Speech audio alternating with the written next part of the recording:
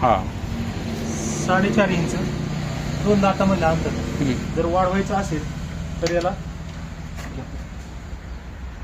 ही 10 नंबरची पट्टी टाकल्यानंतर हे झालं तुमचं 7 इंच.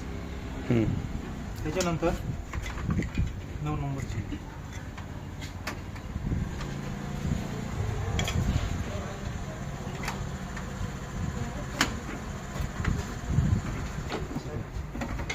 साडेसात इंच. त्याच्यानंतर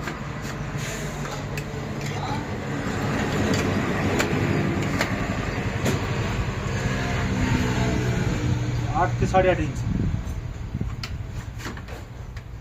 8 नंबरची चक्की.